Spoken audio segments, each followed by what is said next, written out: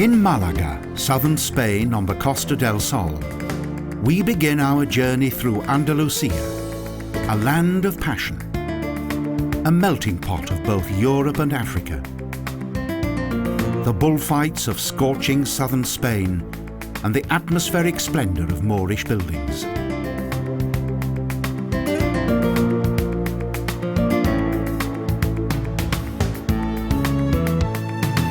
Since Phoenician times, the earlier Malaca was a busy trading port that was defended by the Castillo De Gibralforo.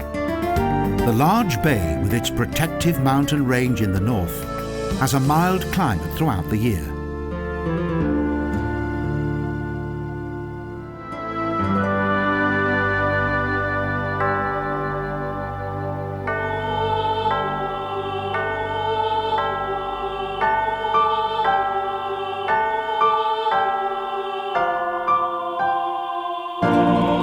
The Cathedral, also known as La Manquita, symbolises the Catholic victory on the former site of a mosque.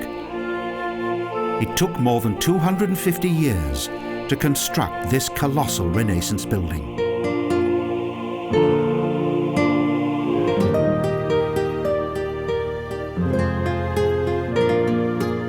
On the edge of the city centre is the Moorish fortress of Alcazaba, that was once a fortified residence on the hills of Castillo.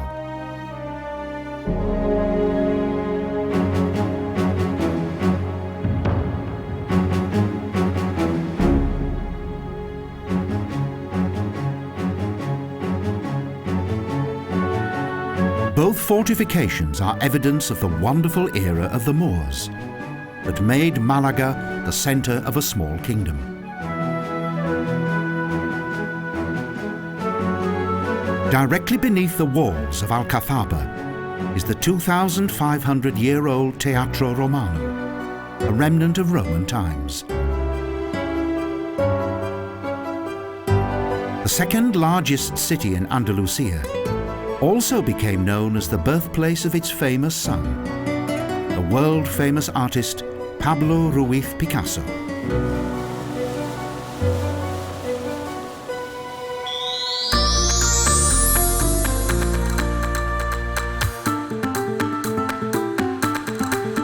Ten kilometres to the south is the modern coastal resort of Torremolinos. Since the 1950s, it has attracted mass tourism.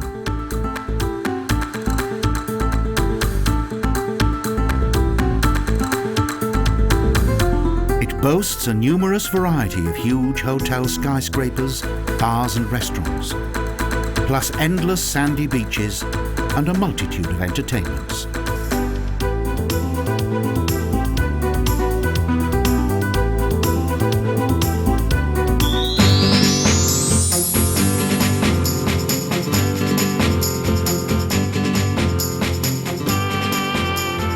In the hilly inland area of the Costa del Sol is the pretty white mountain village of Mijas, a popular visiting place with those holidaying on the coast.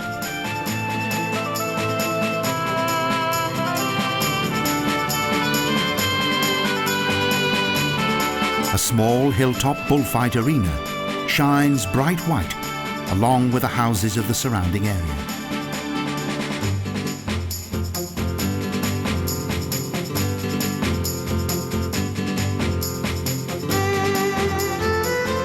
Horse-drawn carriages are a popular way to get around. Andalusian romance with clean air and beautiful views across the village and nearby sea.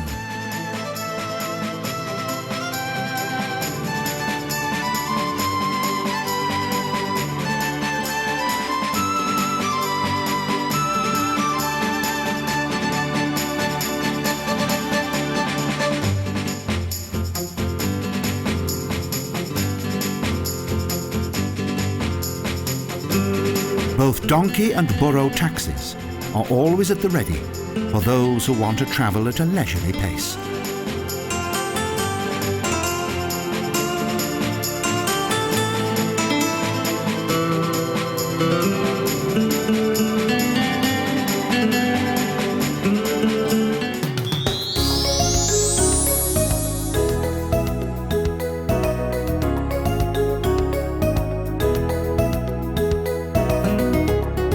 Marbella, the prima donna of the Costa del Sol. A marvellous rendezvous for the stars of stage and screen, and a leisure resort for the international jet set.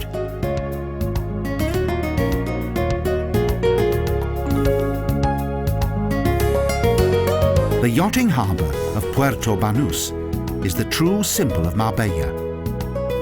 The quay has a colourful variety of bars, cafes, restaurants and exquisite shops.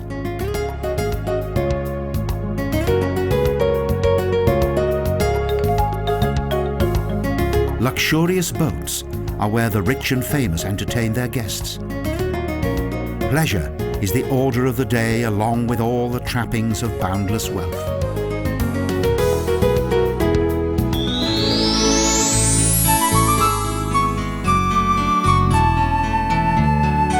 Another short excursion into the mountains near the coast leads to Casares, a sleepy mountain village with around 300 shining white houses with contrasting red rooftops.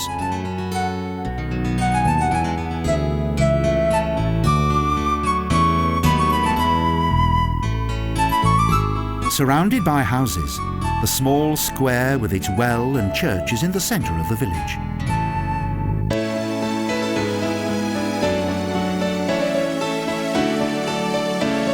On a nearby hill are the ruins of a Moorish castle that dominates the picturesque mountain village. It makes a striking picture.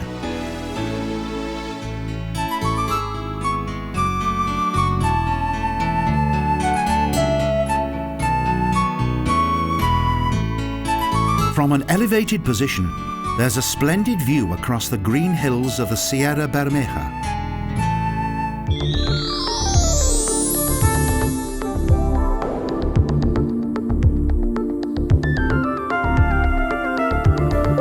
Along the southern coast, there are several newly built yachting harbours, such as Soto Grande.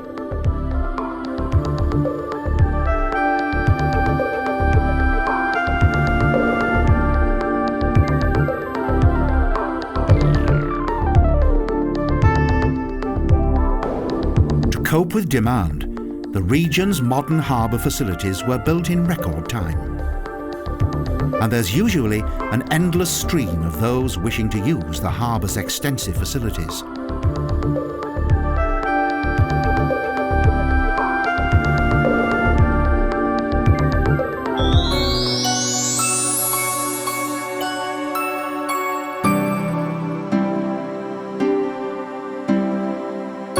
Located to the south, the village of San Roque is also worth a visit.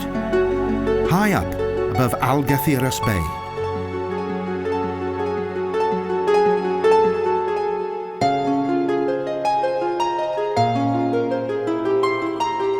the inhabitants of Gibraltar settled here at the beginning of the 18th century, following the acquisition of the rock by the English.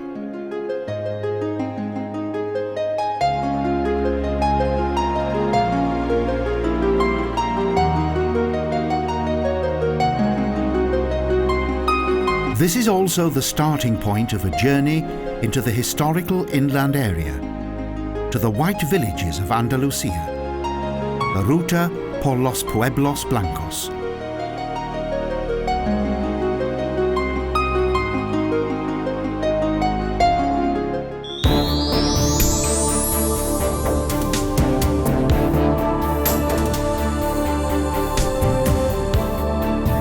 The mighty Castellar de la Frontera was built in the 12th century, and the proud old fortress situated above Algeciras can still be admired today.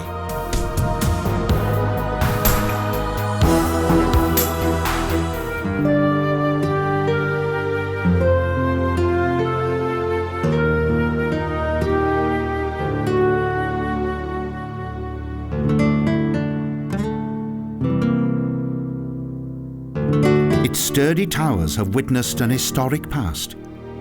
Its walls provided a safe sanctuary for those who lived here.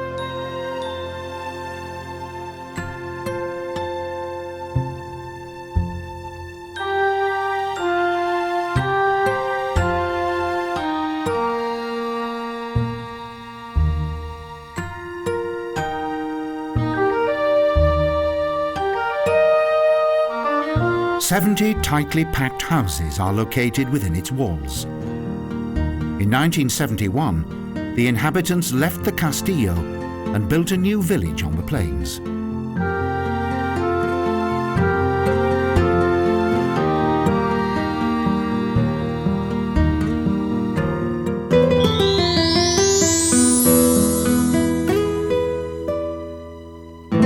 The journey continues to Jimena de la Frontera. Its tiny houses are tightly packed together, a natural layout without any apparent well-defined plan.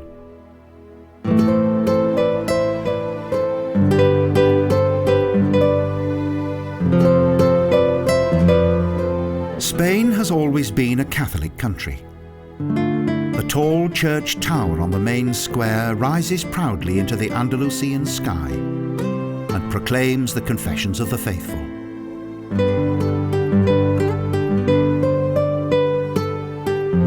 Here, the home serves a purely practical purpose.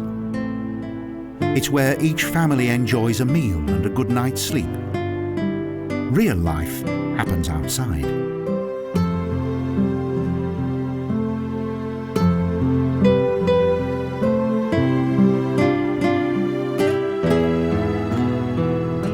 With a little imagination, the panoramic view from the fortified complex almost brings to life the dramatic adventures of this region's bloody past.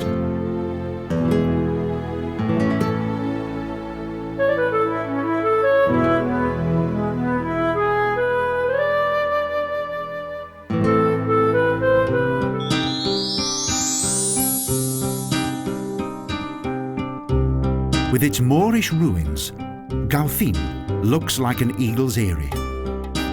It provides a unique insight into the life of the inhabitants of the Pueblos Blancos and a further view of the Mediterranean and Atlantic.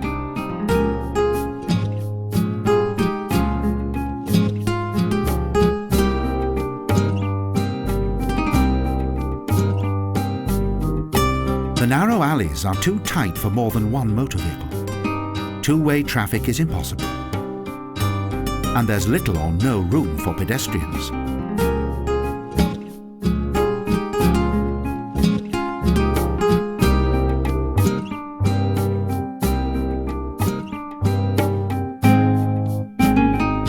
Apart from religious services, most of the region's churches are kept locked. Those who are keen to view the interior must obtain a key from the local pastor.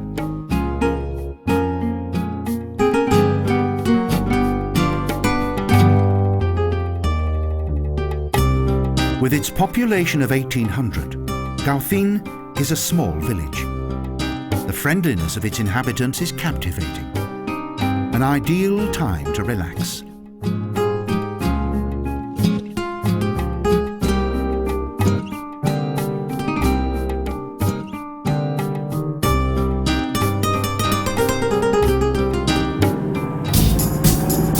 The winding Ruta extends for more than 250 kilometers.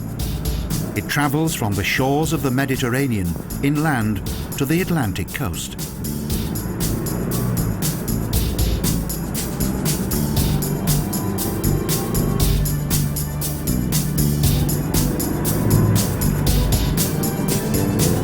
On the Ruta por los Pueblos Blancos, there is village after village.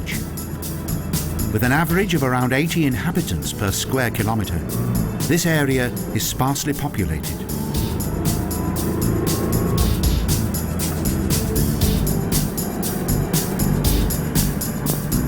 The winding road is in good condition. In recent years, there has been a noticeable increase in traffic in this remote area.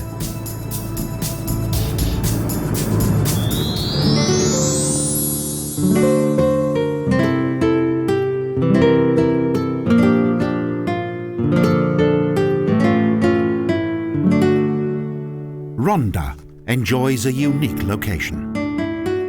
It sits on a rock plateau above the steep 165-metre deep Tajo Canyon, a spectacular architectural masterpiece.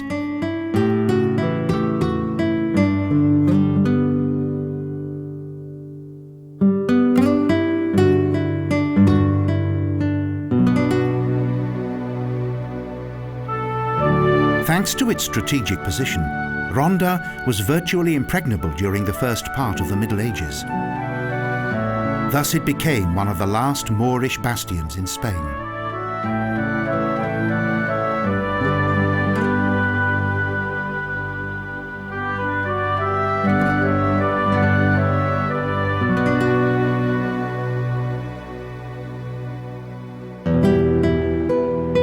The oldest arena in Spain was inaugurated in 1784.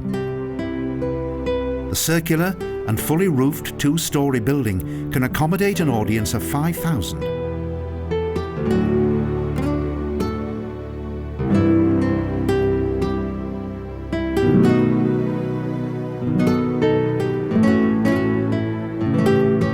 Throughout the arena there is the sound of wild bulls as they sniff the air and stamp their hooves.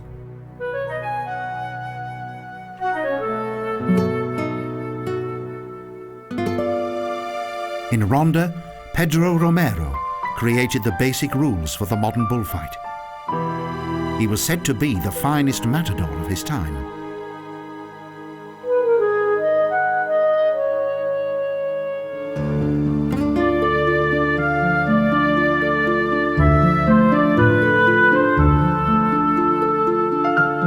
While travelling in a carriage, there are reminders of various famous visitors of the past.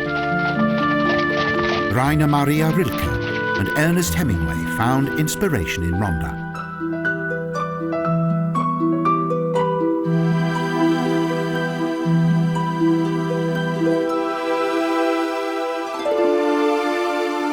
In former times, Ronda was a centre for smugglers and for the ill-reputed bandoleros who hid out in the nearby mountains.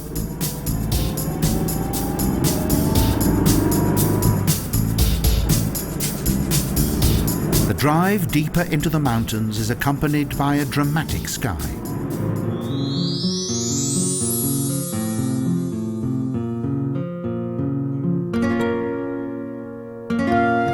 The pueblos look like white spots created by human hand and scattered across a green landscape. Grazalema is located on a hillside at an altitude of 800 meters above sea level.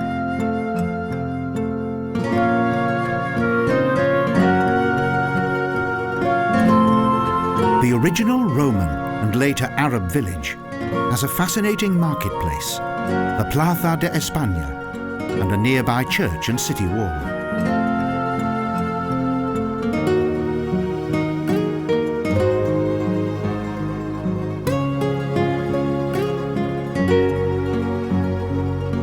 During the summer months, this tranquil mountain village is transformed into a popular holiday resort in the heart of the Sierra Grazalema woodland.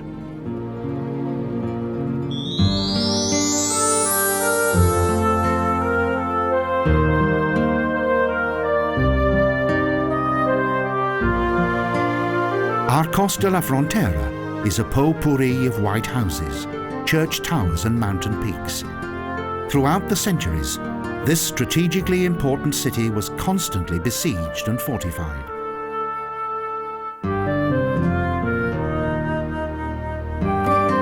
The village is situated on a steeply sloping rock.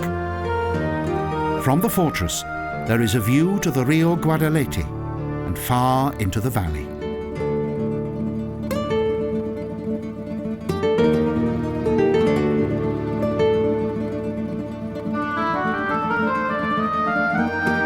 The Moors were only able to reconquer the city on their second attempt in 1264 by Alfonso X.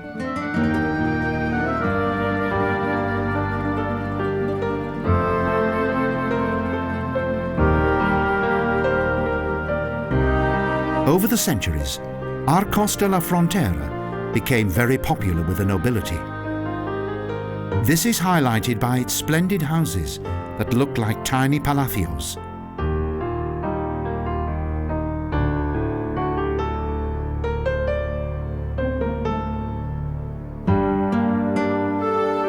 The whitewashed houses reflect the sun and prevent the living quarters from absorbing unwanted heat. The interiors of the houses are pleasantly cool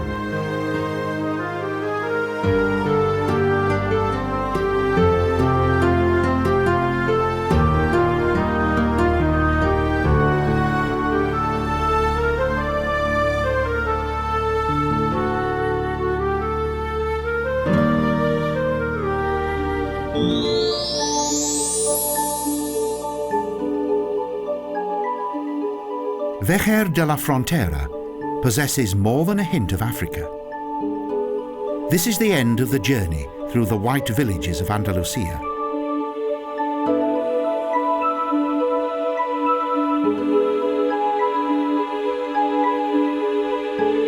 The village has been preserved as an historical monument and has 13,000 inhabitants. For 500 years, the Arabs ruled this city. Their culture is still felt even now.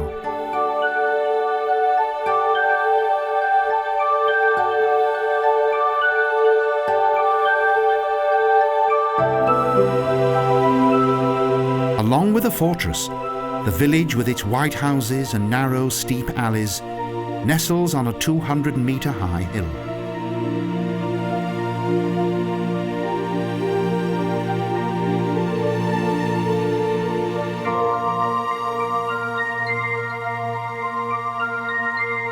Patios packed with flower pots, women in black clothing and colourful azulejos.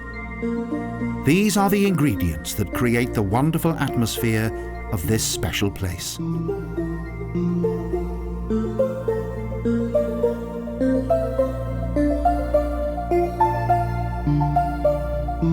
During the 539 years of their occupation, the Arabs left their indelible traces in this intriguing and historic village.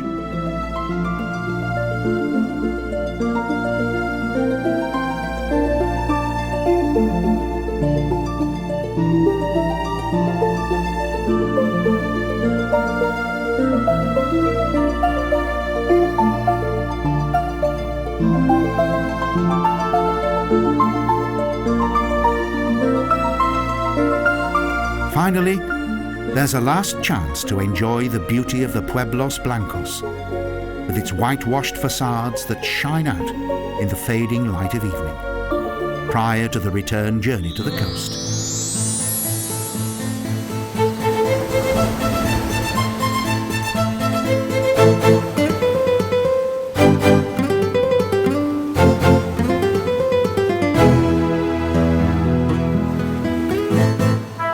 Cadiz, a city that is said to be the oldest in Europe, located on an island just off the coast.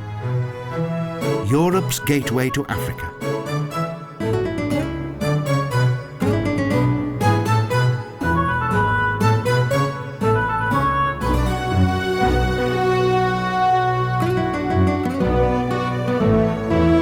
During the Roman Carthaginian Wars, this coastal city played an important role as a trading centre. It is here that Hannibal declared his loathing of Rome.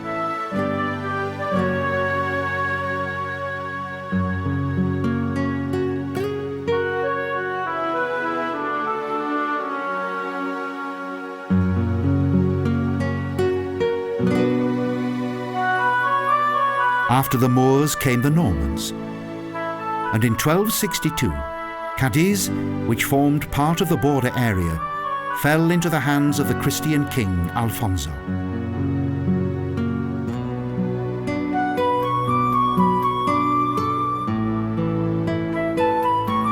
The city was the outermost frontier town of Christianity on the Atlantic, and with the discovery of America, a golden age had begun.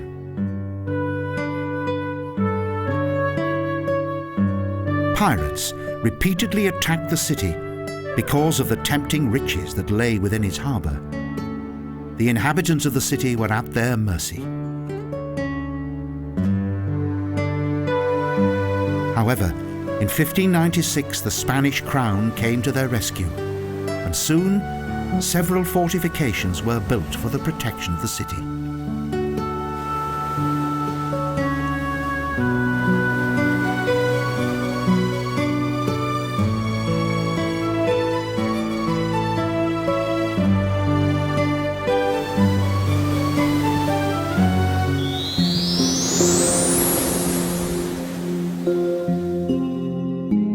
Although Jerez de la Frontera is situated close to the coast, it represents rural Andalusia.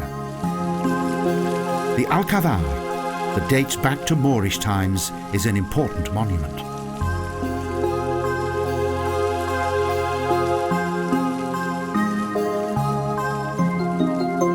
This fortified complex with its park, Arabian baths and small mosque was built during the rule of the Almohads.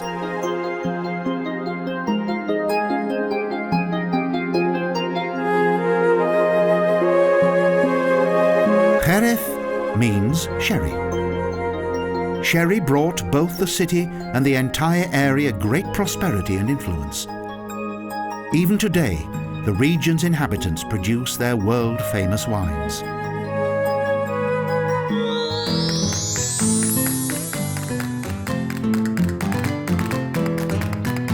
Sevilla, the princess of cities. The capital of Andalusia is an elegant city. It is a city of great wealth and striking contrast.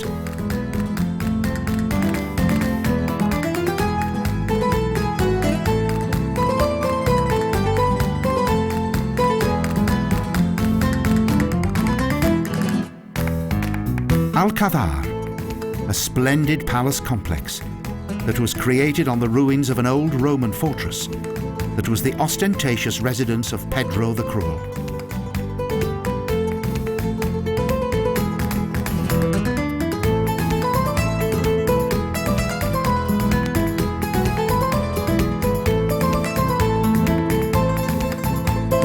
Its shady interior courtyards and Andalusian garden complex are a feast to the eye.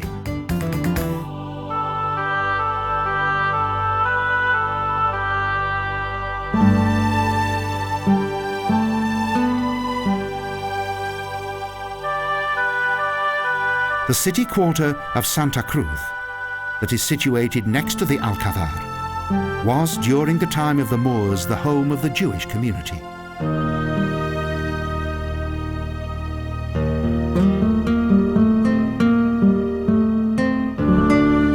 Casa de Pilatos is a replica of the former residence of Pontius Pilate in Jerusalem. The harbour town on the Rio Guadalquivir was important even during Roman and Moorish times, and in 1248 the Catholic kings conquered the city.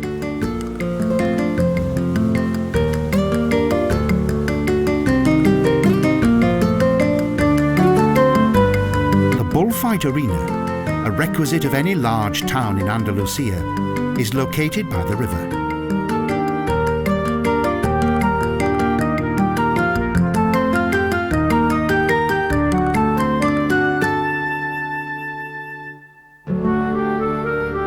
The late Gothic cathedral is a conglomeration of several buildings.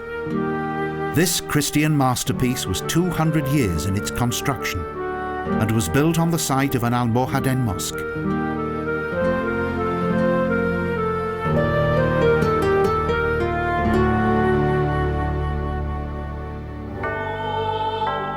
Its impressive dimensions can be best appreciated from its interior. At a height of 40 meters, it has the largest internal volume of any building in the Christian world.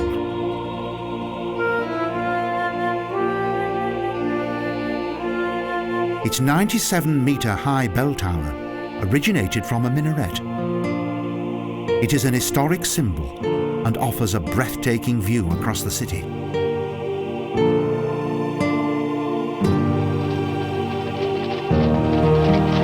A horse-drawn carriage is an ideal way to explore the huge Parque Maria Luisa with its meadows, promenades and many stylish wells.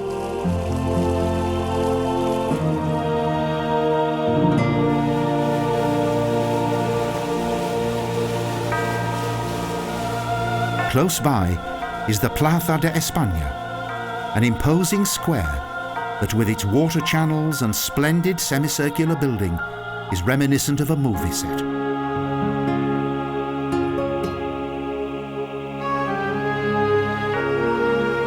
Don Miguel de Banara donated the Hospital de la Caridad for the care of the infirm. This impressive Baroque building was offered by him in penitence for his life of self-indulgence.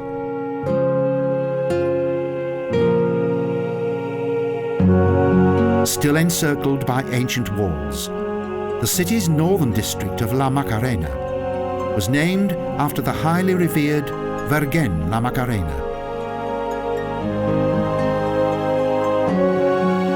Most of the treasures from the Spanish colonies were brought to Seville and stored in the city's vaults. The city's cultural monuments are evidence of its long and dramatic history.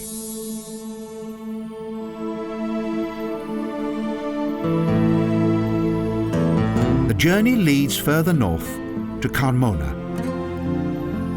The old part of this historic and pretty rural town is overlooked by a Moorish castle.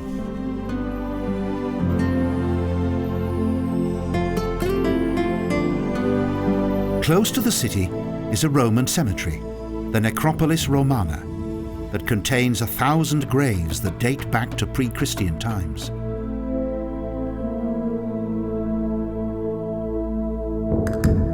It contains several monumental tombs, the depths of which have been excavated.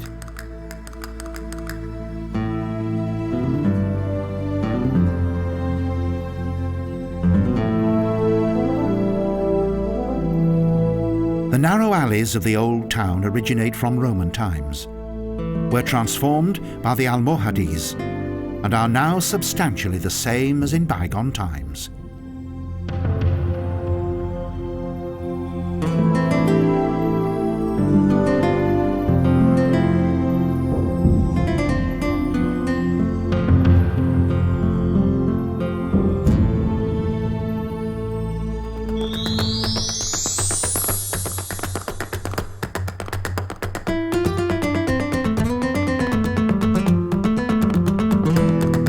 Now we arrive at the northernmost pearl of Andalusia, Cordoba. Once the most prominent metropolis of the mighty Caliph, a city of harmony and also stark contrast.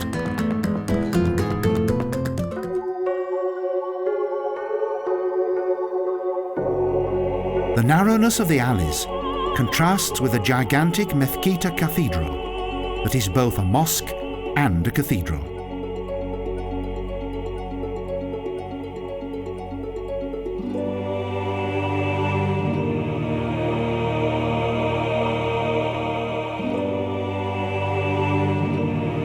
The interior of this splendid building is also called the Forest of 1,000 Pillars. Each pillar is different. Together, they create an overwhelming impression of infinity. Following the arrival of the Christians, a cathedral was built within the prayer hall of the mosque. Set among the Islamic architecture, it looks somewhat incongruous.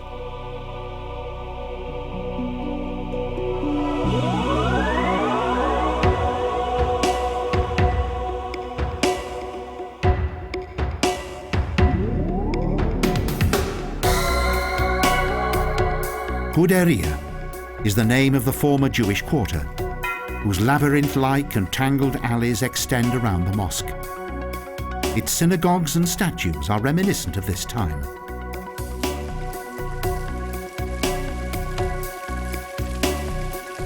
With its popular inn, the Plaza del Porto is one of the symbols of the city and was mentioned by Cervantes. The square dates back to the 17th century and was used as an arena for bullfights and as an open-air theatre. Today, it is often used as a marketplace.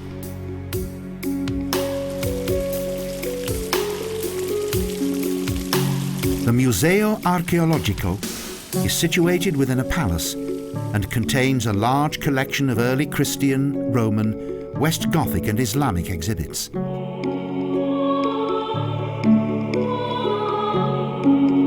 Inside the city tower are the remains of the columns of a huge Roman temple, a strange sight in the Cordoba of today.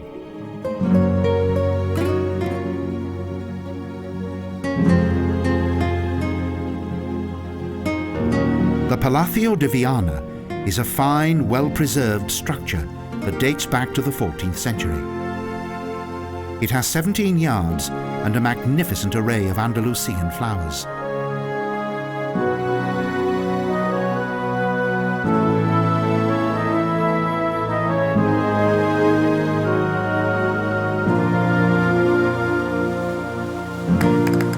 The mighty ceremonial building was a residence for the Catholic kings.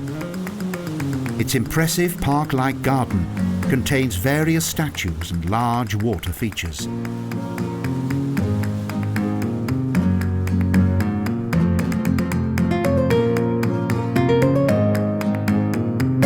Despite its small size, the city has its own zoo and a well-laid-out botanical garden that is abundant with flowers throughout each season of the year.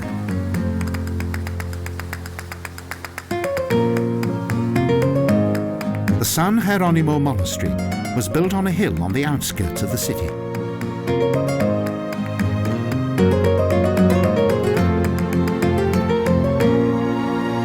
Close by is the Moorish Versailles, the Madinat al-Zahara, a regal residence that has now fallen into serious disrepair. But with a little imagination, it's easy to picture it in its former glory when it was the Caliph's palace. The capital of the province of Jaén has the same name and is surrounded by sierras. Thanks to its location, it has always been an important administrative centre. The centre of the city is dominated by a cathedral with 2 towers, a huge building whose construction took more than 2 centuries, with an assortment of styles that includes Baroque.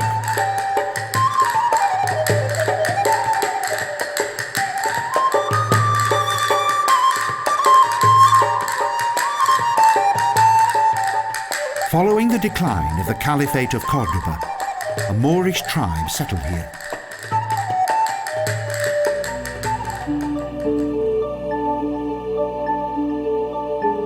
But in 1246, the troops of the Catholic kings also conquered the city and built a fortress complex in the rocks above the city.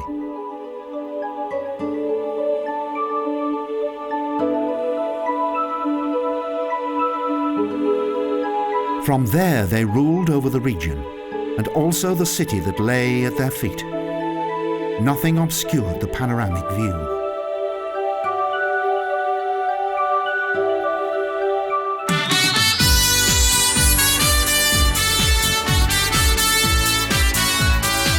The Sierra Nevada is the wonderful backdrop for one of the most famous cities in Andalusia, Granada.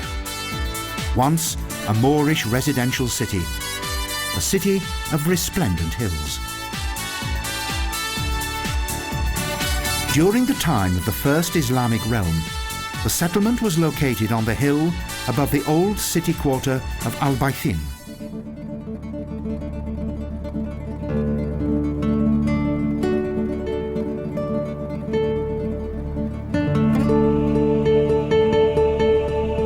On the edge of the city is the Cartuja Monastery. The generous Baroque style of this building is quite amazing, and it is one of the most remarkable monuments of Christian Granada.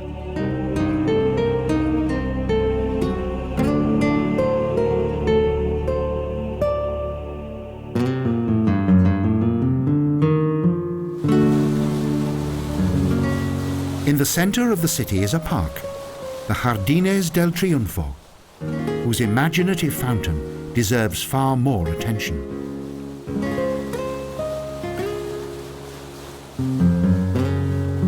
The narrow alleys of this magical old town hold the secrets of a dramatic past.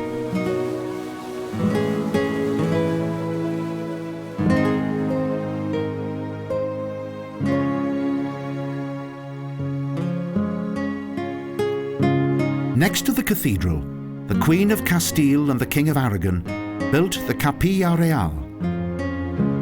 When they accomplished their goal of banishing Islam, they desired to be buried here.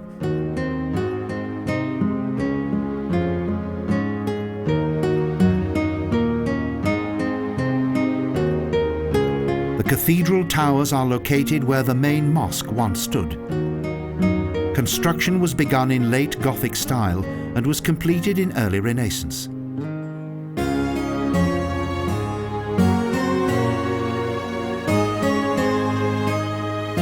Inside the cathedral, there is a surprising number of lavish furnishings, and there's an admirable church treasure in the vestry, a true symbol of Christianity.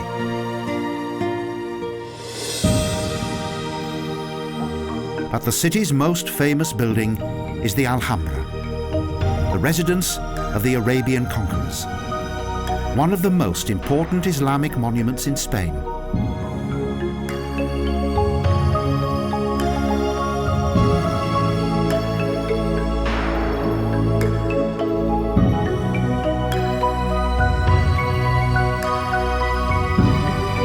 The Red Castle is surrounded by a wall that is several kilometres long.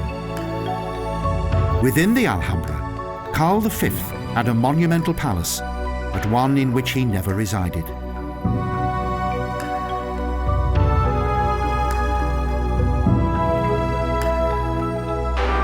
The old regal palace of the Nasrid-din monarchs is at the centre of this huge castle complex and encompasses several buildings with luxuriously furnished rooms that are connected by several courtyards.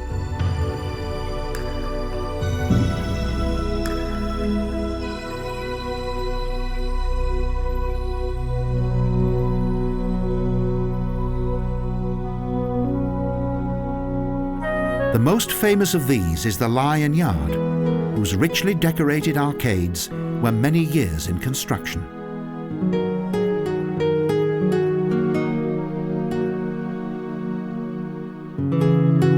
The summer palace and wells of the adjoining Moorish gardens of the Generalife were once a tranquil paradise-like oasis.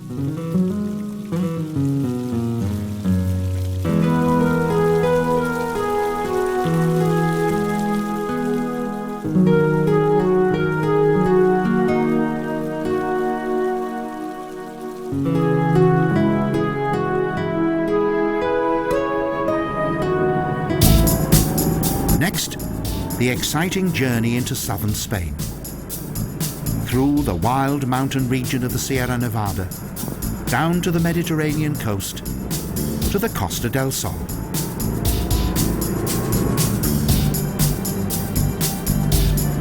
We reach the coast at Salobreña. The journey travels past a stunning display of red rooftops atop shining, interlinked white houses.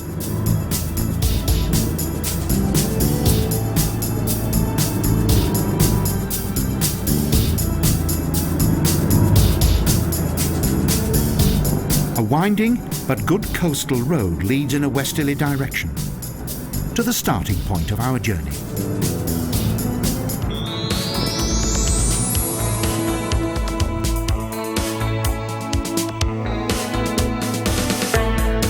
Almunica is the main holiday resort on this section of the coast. The former fishing village is now a popular beach resort thanks to its fine sandy beach.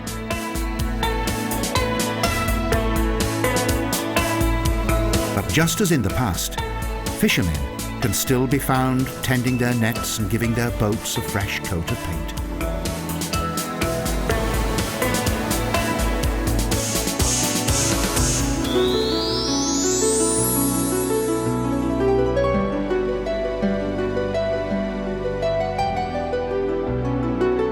The coastal road winds its way along the steep coastline to Maro. The main attraction of this charming farming village is a large Roman aqueduct that spans across an abyss on the rocky coastline.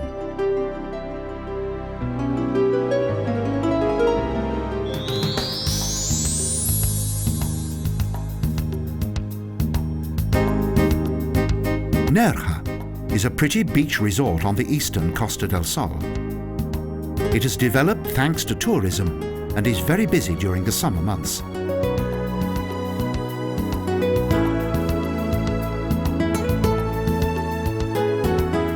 The beach promenade is impressive. Nerja is a most captivating village on this section of the coast, having as its backdrop the Sierra de Tejeda.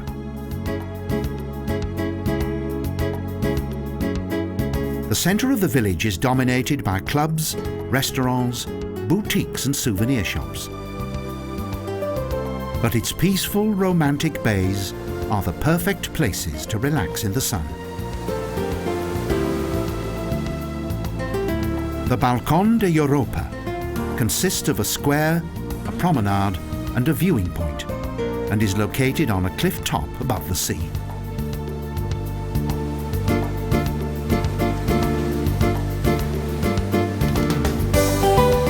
The azure blue sea and rocky beaches. An ideal destination for the romantic.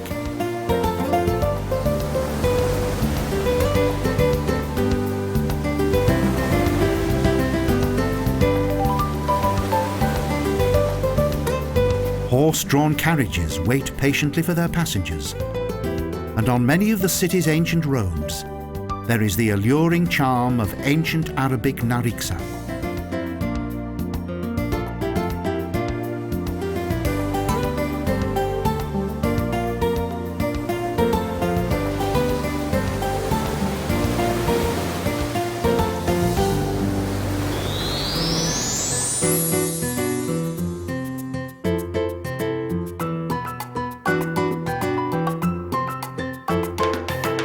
Another journey into the mountains near to the coast leads into the picturesque agricultural village of Frigiliana, which nestles on the foothills of the Sierra de Tejeda.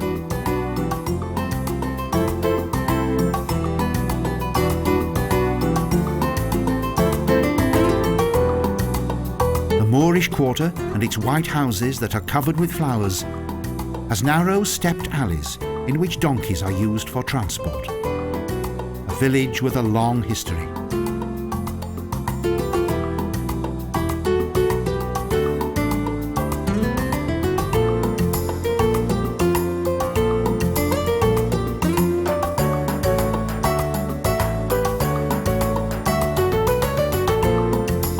A welcome alternative to the beach life of the coast. The ambience of Andalusia among its very own mountains.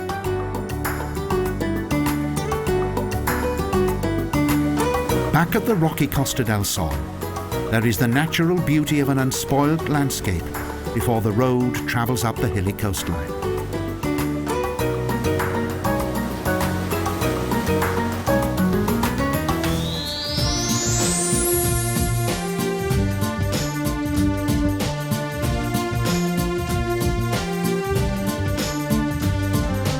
Torrox is an Andalusian mountain village well off the tourist trail. Here, rural life continues as it has done throughout the centuries.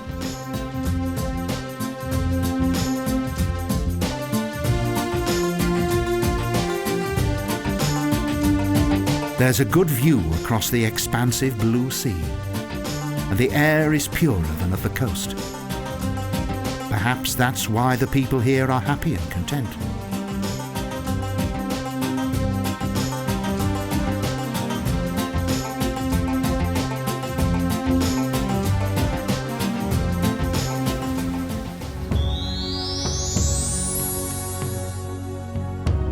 In Algarrobo, the final white village close to the coast, time seems to have stood still. A place of both inspiration and contemplation. Andalusia is different, and it is more than just a land of sun and eternal blue skies. Not only a land of flamenco and bullfights, beaches and ancient traditions.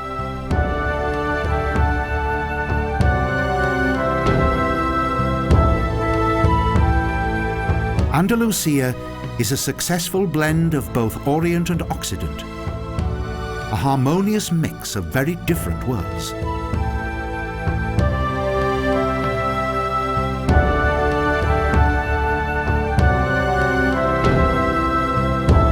The journey through fiery southern Spain ends here. Dreamy harbour towns, cultural metropolises with a Moorish past, Christian buildings and white villages, beauty in the Garden of Eden. Andalusia,